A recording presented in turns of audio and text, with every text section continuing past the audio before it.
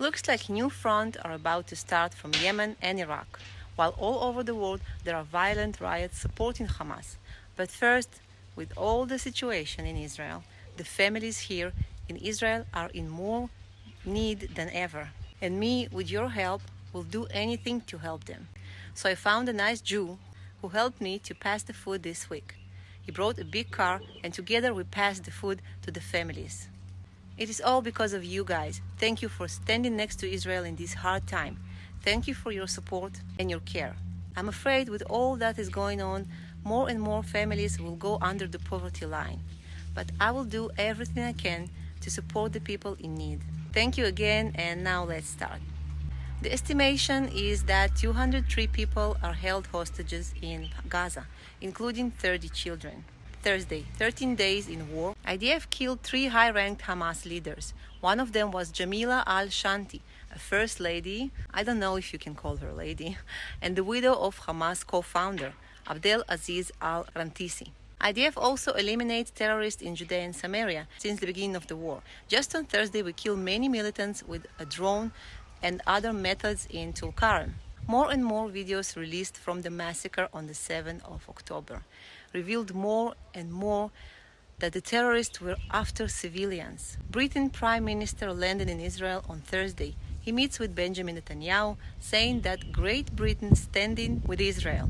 He also met with our President Herzog. Herzog said how disappointed he is with BBC, which refuses to acknowledge Hamas as a terror organization. Lebanese border escalation continues, and on Thursday, 30 rockets were launched into Israel. Hamas took responsibility for the shooting, which is kind of strange. Looks like Hezbollah and Hamas operating together, while Hamas launched rockets and Hezbollah mortar bombs. Also armed militants trying to infiltrate into Israel and shooting towards Israel from the Lebanese border.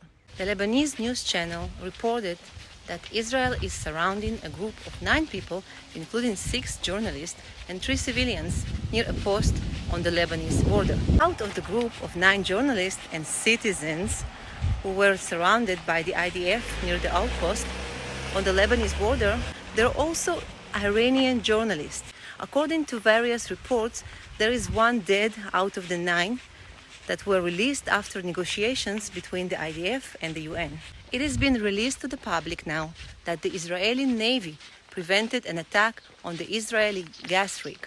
For one, we destroyed the warehouse of UUV, unmanned underwater vehicle, aka underwater drones.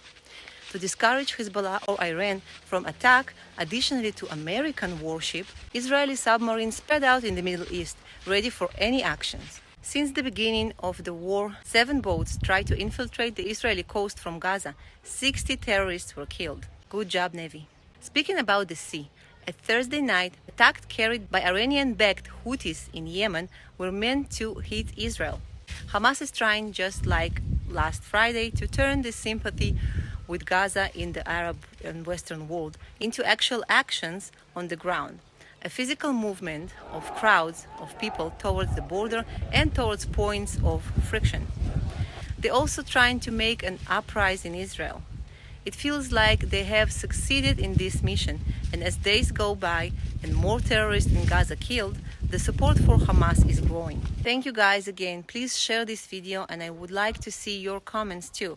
I always like to hear from you, see your comments, and by sharing this video, you're also helping this ministry.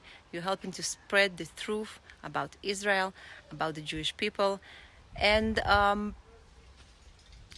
keep praying. We're strong, we will win, and I'll keep you updated. God bless.